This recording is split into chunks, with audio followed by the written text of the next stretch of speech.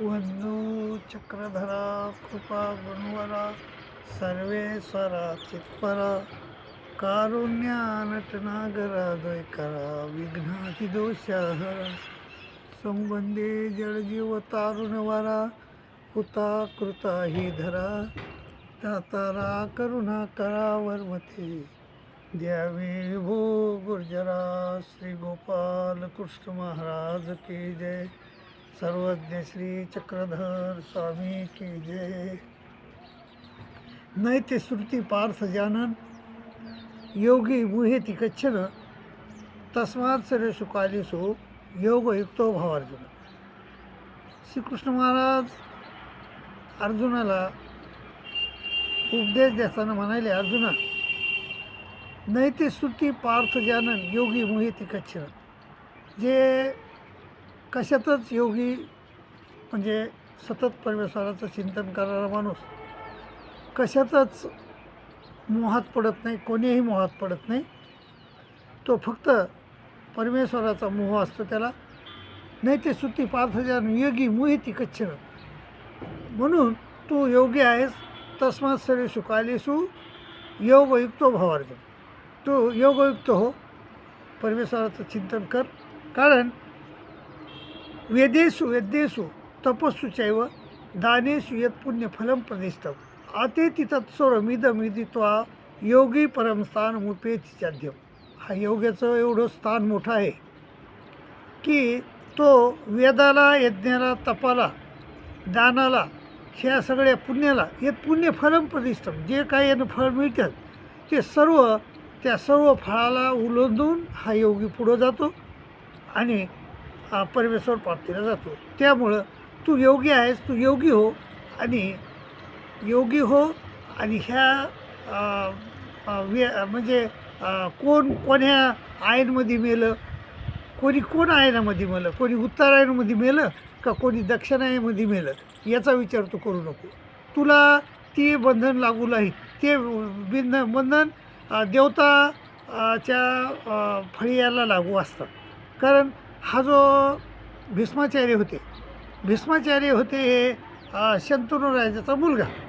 शंतनू राजा हे ज्यावेळेस शंतनू राजा याच्यात होते, म्हणजे शंतनू राजाला शाप आला होता, म्हणून शंतनू राजा, गंगा आणि भीष्म देखील, तर हे सगळे पृथ्वीवर आले आणि शंतनू राजाचा हा मुलगा झाला भीष्माचार्य।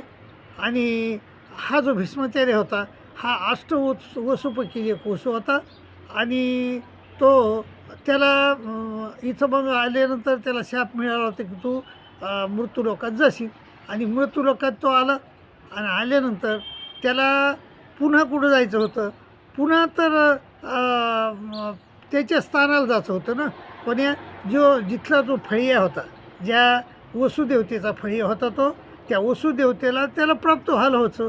आणि कारण जर तो दक्षिणायमध्ये मेला असता, ते काय म्हणतात, दक्षिणायनचं काय म्हणले ते, दक्षिणायमध्ये जर मेला शुक्ल कृष्ण धुमोराती तथा कृष्ण षण्मासा दक्षिणायनम।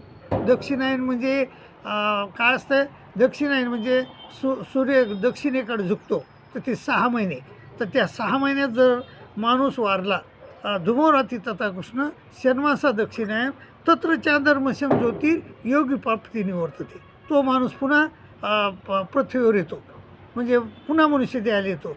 तर त्याला पुन्हा मनुष्य द्यायला याचं नव्हतं, कोणाला, भीष्माचार्याला। त्याला कुठं जायचं होतं, वसुदेवतेच्या प्राप्तीला, तो फळिया होता ना वसुदेवतेचा, तर त्या वसुदेवतेला त्याला प्राप्त व्हायला पाहिजे होतं।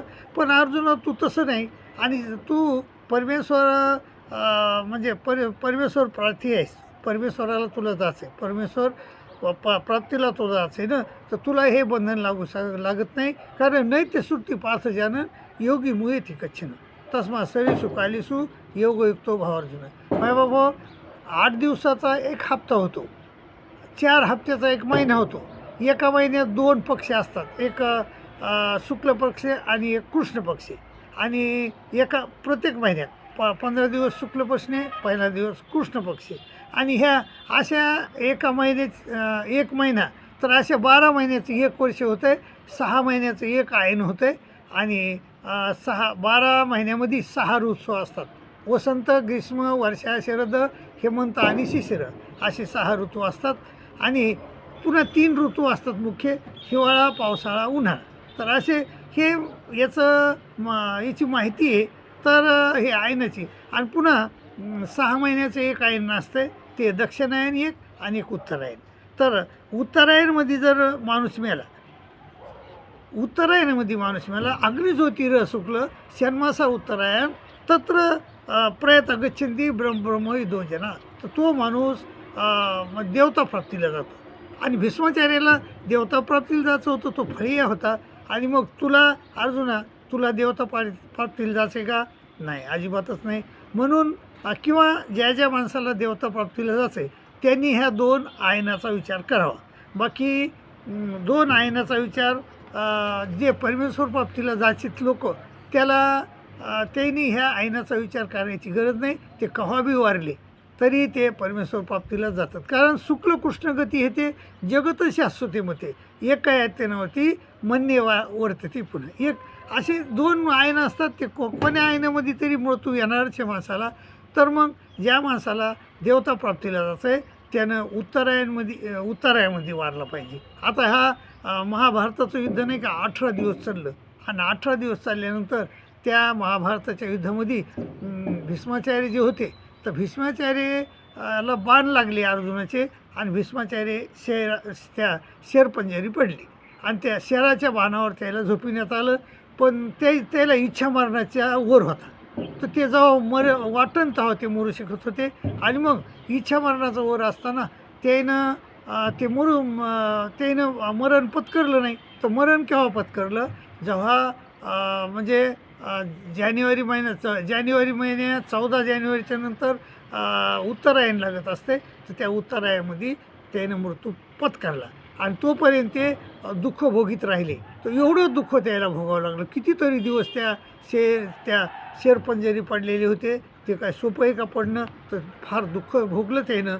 आणि तशा माणसाला ज्याला देवता प्राप्तीला जायचं आहे पुन्हा, तर त्या देवता प्राप्तीला जाण्यावाल्यानं काय करावं की उत्तरायणाची वाट बघावं आपण. पण ज्याला परमेश्वर प्राप्तीला जायचं आहे ना, त्याला कोणतीही वाट बघायची गरज नाही, त्याला दक्षिणाची गरज नाही, त्याला उत्तरायणाची गरज नाही. श्रीकृष्ण महाराज म्हणले, अर्जुना दैते श्रुती पार्थ ज्ञान योगी मुयती कच्छिन. ह्या 2 याच्या भानगडीत योगी म्हणजे सतत परमेश्वराचं चिंतन करणारा माणूस पडत नाही. आणि त्यानं पडू बी नाही. कारण त्याला ह्याची भानगड त्याच्या मागे लागत नाही. त्याला केव्हा बी तो वारला तरी तो परमेश्वर प्राप्तीला जाऊ शकतो. तर मग जो अग्निज्योतिरः शुक्ल षण्मासा उत्तरायण म्हणजे उत्तरायण 6 महिने असते. तर ते जानेवारी महिन्यापासून सुरू होतं. जानेवारी महिन्याच्या 14-15 तारखेला. तर ते इंग्रजी महिना आहे. आपल्या मराठी महिन्याच्या म्हणजे त्याच्यानंतर सुरू होते. आणि जानेवारी महिन्याच्या 14-15 नंतर तो मरणार होता. भीष्माचार्य वारणार होते. मग तोपर्यंत यांनी ते इच्छा मरण म्हणजे रोखून धरलं. आणि मग ते वारले मायबाबा.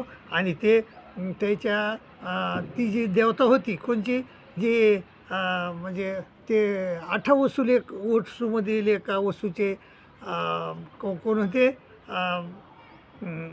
फळी होते. तर त्या फळाला गेले त्याला तिथं जायचं होतं. कारण तिथं जाणं गरजेचं होतं. पुन्हा मनुष्य जन्मात आलं तर त्याचे प्रॉब्लेम येणार होता. त्यामुळं त्यांनी तो त्रास सहन केला. आपल्याला जो मनुष्य म्हणजे ज्याला परमेश्वर प्राप्ती करायची, त्या परमेश्वर प्राप्तीवाल्यानं ह्या भानगडीत पडू नये. श्रीकृष्ण महाराज म्हणले, अर्जुना नैते पार्थी सुत जानन योगी मुयती कच्छन तस्मा सरे सुकालेसु योगयुक्तो भव. अर्जुन, तू सदा सर्व काळ योगयुक्त हो, म्हणजे परमेश्वराचं चिंतन कर. कारण वेदेषु यज्ञेषु तपस्सूचैव ध्यानेषु यत् पुण्यफलं प्रतिष्ठम आतेति तत्सर्वमिदमित्वा योगी परम स्थानमुपेति. वेदाला, यज्ञाला, तपाला, दानाला हे जे फळ मिळते त्या फळांना उल्लंघून हा जो परमेश्वर प्राप्त म्हणजे योगी आहे, तो योगी म्हणजे त्या परमस्थानाला जात असतो. त्यामुळं तू काय चिंता करू नको. आणि बाबा तुम्ही सगळेजण चिंता करू नका. मला उत्तरायणात मरण येईल का मला दक्षिणायनात येईल याची काही चिंता करायची नाही. केव्हा बी येऊ द्या. फक्त मरताना यमेम वापिस परम भावम ते जे ते कलिवरम तम तमेव ती कोणते सदा तद्भव व्हायचा. म्हणून श्रीकृष्ण महाराज म्हणजे अर्जुना तस्मा सर्वेसु कालेसु मामनु स्मरिद्धचे मयर पिता मनोरबुद्धीर मामे वशी संशय. फक्त एवढीच विनंती आहे तुम्हाला की तुम्ही मृत्यूसमयी तुम्हाला परमेश्वराची आठवण व्हावा, एवढीच गरज आहे. जर ज्या माणसाला परमेश्वराची आठवण झाली तर त्या माणूस परमेश्वर प्राप्तीला जातो. त्याला ह्या उत्तरायण आणि दक्षिणायनचं काहीच भानगड नाही. त्याला तो माणूस ज्याला परमेश्वराचं नाम शेवटी त्याच्या मुखाला आलं तो माणूस निश्चित परमेश्वर प्राप्तीला जातो असं माझं गीतेचं म्हणणं आहे. त्या गीतेच्या म्हणण्यानुसार वागा आणि कोणत्याही भानगडीत न पडता, कोणताही म्हणजे मोहित न पडता परमेश्वराचं सदोदित चिंतन करा अशी मी तुम्हाला विनंती करतो आणि इथंच थांबतो. दंडोत प्रणाम, दंडोत प्रणाम, दंडोत.